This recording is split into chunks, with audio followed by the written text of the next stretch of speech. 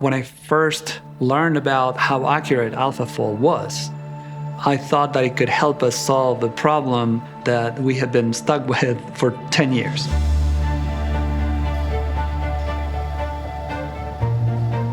Sometimes you get these events in nature where bacteria can acquire resistance to a multitude of antibiotics, and then something that was harmless can become a huge problem. With modern medicine and modern antibiotics, we kind of take it for granted that we're not going to die of a bacterial infection, but there's 2.8 million antibiotic-resistant infections in the United States alone. It's pretty scary.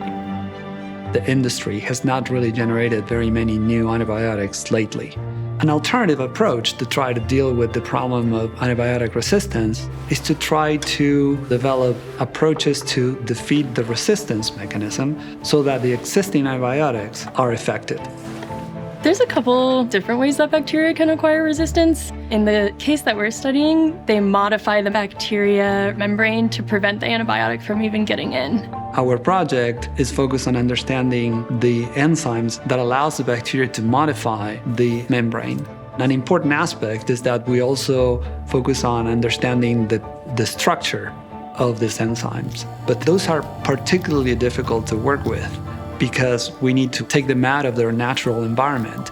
We essentially purify each one of these enzymes so that you can obtain a pure sample free of all other proteins. The most common technique to determine this structure is X-ray crystallography.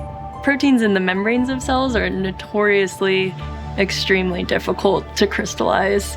We had been able to obtain crystals that diffracted X-rays for one of these proteins that mediate antibiotic resistance, but we had not been able to solve the structure. We had not been able to solve the problem. To be able to process the crystallography data, you need a model, which is a rough guess of what you think the protein is going to look like.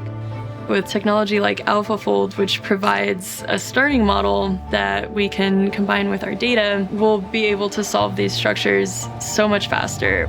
I was just astonished at how accurate the prediction was. How is it that we were 10 years unable to solve this, and now we have this prediction and it's solved in 30 minutes? So this is the case where AlphaFold then gave us the overall structure of the protein. Now we can then move on to use this structural information to try to understand how the protein catalyzes its chemistry. We know that there's a whole pathway of enzymes involved in the antibiotic resistance, and if we stop just one of those enzymes, we'll be able to shut down the mechanism. A tool like AlphaFold is really poised to have a huge impact in our ability to develop new drugs. This could help solve the problem of antibiotic resistance.